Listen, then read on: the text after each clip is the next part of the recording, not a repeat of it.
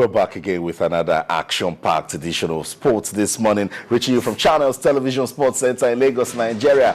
Thanks for joining in. My name is Austin Okonakpan. Let's take off from Nigeria. The FIFA Emergency Committee has suspended the Nigerian Football Federation, NFF, with immediate effect on account of government interference.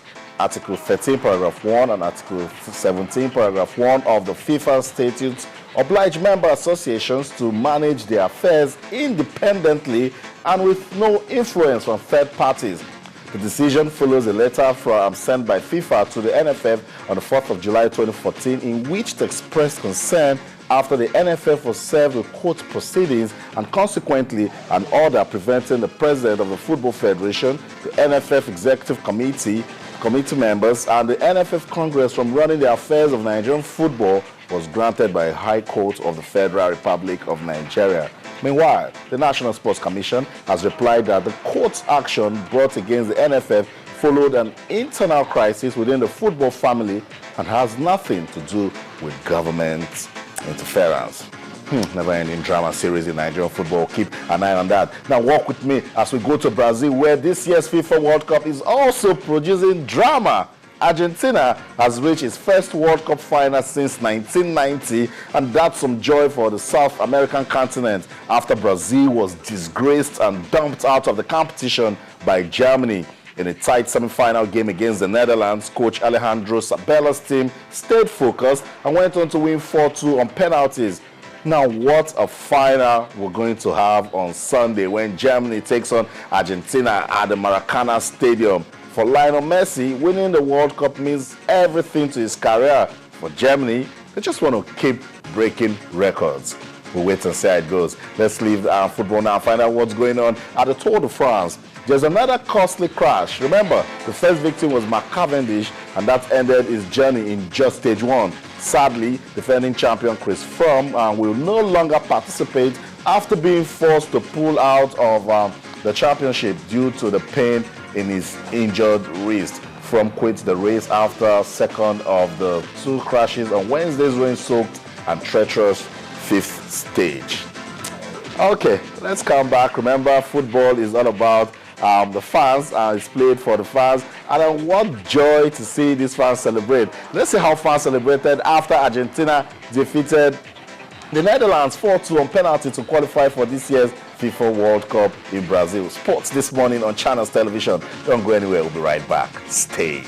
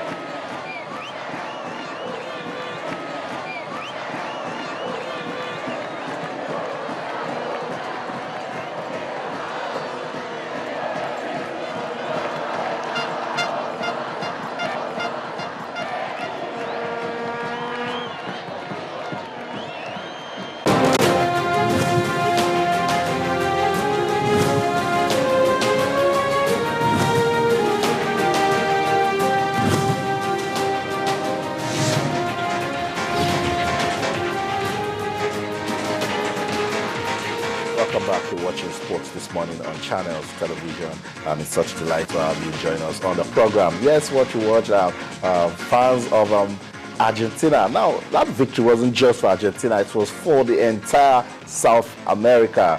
Now, they have a team for South America that will play at the finals of this year's World Cup. Just imagine if we were to see an all-European final on South American soil after that toucher that Germany gave to Brazil. No. Now what a delight for them. They'll get to see Argentina play Germany in the final. And for Lionel Messi, remember, he's chasing records to break. Should Lionel Messi win that, he would have played in almost all the final games of his career and won. We can't wait. So that's it. Remember, the show, as we always say, is designed for you, so you can also be part of the show. We threw up a thread on our Facebook page. We're asking, which of the teams do you think will win this year's FIFA World Cup? Is it Argentina? Is it Germany? Talk to us. On Twitter, with channels_sports. On Facebook, with channels-sports. So much to talk about. FIFA has suspended Nigeria. Germany and Argentina will play in the final of this year's FIFA World Cup. In the Tour de France, defending champion Chris Froome is out after suffering another major crash. Action-packed for the sport, so much to talk about. Let's get your questions, comments, or suggestions. The sports this morning on Channels Television. My strike partner, Tayo Salam, is here. Tayo, yesterday we said we're going to see a tight game. Yeah. And then it turned out to be tighter. Absolutely, yeah, it turned out to be tighter. That's the way to play semi-final game in a World Cup. Not that fast we saw between Germany and Brazil. Yesterday's game, I thought it was tactically fascinating.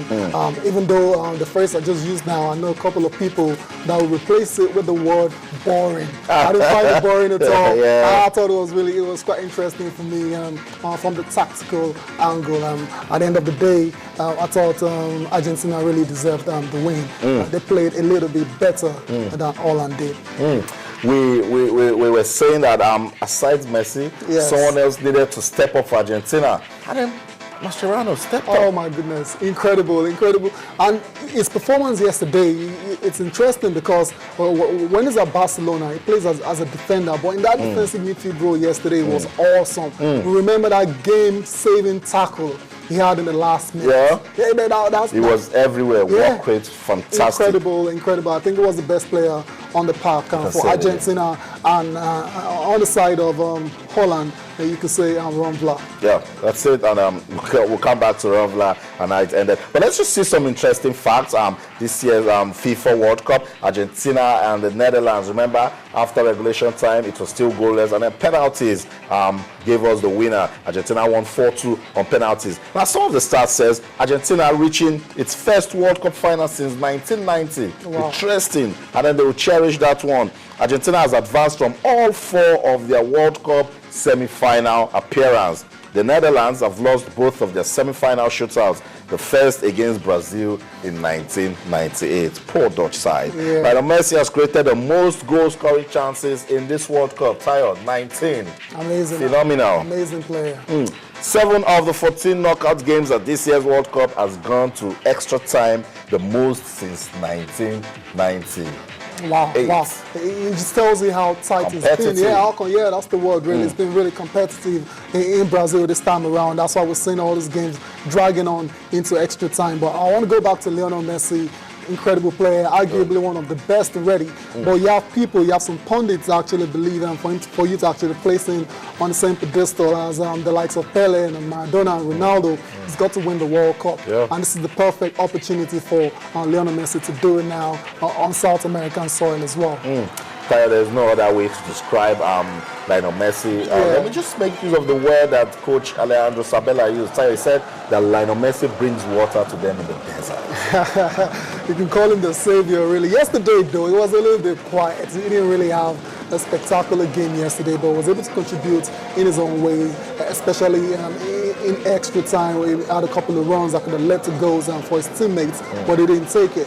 But it has not taken anything away from Lionel Messi. But I understand the arguments that he really has to win a World Cup. He has to perform well at the World Cup to be actually placed as the best player of all time. Maradona. Because he came into this World Cup with just 1 goal.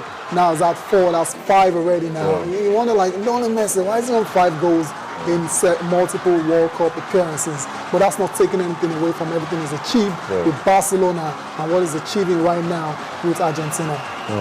That's it, Lionel Messi doing it for his country and then putting joy on the faces of these fans. You need to watch these fans at the fan fest and see the sort of passion that they have for football. Austin, believe me, I can feel it from here, right? It's incredible. Look at that. That's the Empire State Building lighting up in Argentine colors. Amazing scenes. Look at it. And what a gift to give to their country. Remember, yesterday was also the anniversary of their independence. Incredible stuff. Yeah. Qualifying for the final. It was just the perfect setting for Argentina to really go into a final since 1990. It's been a long time when you consider the talent that they possess in that team. Then I think it's a good one for them finally. That's just beautiful scenes right there. And people stopping by. The World Cup fever is everywhere. It's in the United States. It's all over the world. Yeah. So it's a good one for Argentina. So as you know, we're in for a very good final. That's it. We can't wait. I've called it a cracking final. As you know, Argentina will play Germany in Sunday's World Cup final at the Maracana Stadium. You said something interesting yesterday. You said Brazilians might even turn out to be supporting the Netherlands, but with this, they have no choice but do it for South America. Nah, I don't think so. I still maintain my early stance.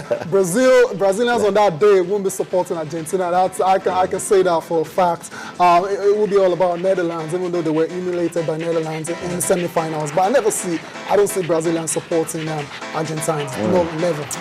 The Brazilians will first need to beat the Netherlands. In the third place match will be played at the Estadio Nacional in Brasilia. A good stadium, beautiful. That's where actually Nigeria lost to France right there at the stadium, and not a good one to remember. But then Brazil and the Netherlands, total matches played 8, Brazil 3, Netherlands 3, goals scored 50-50. Incredible. We don't know the winner. You can't even separate these guys right now, but this is history now, so anything can really happen. But then I like to take 2 different perspectives from these teams. Ronaldo de Lima is saying Brazil, they're obligated to win a 3rd place match to pacify the country for that fast against Germany in the semi-finals. But Louis van Gaal is saying something totally different. He doesn't care at all about a 3rd place game. As far as it's concerned, it shouldn't even be played at all. So that can tell you what's going to happen in the 3rd place. One team will be taking it very serious, and the other team might not take it very serious.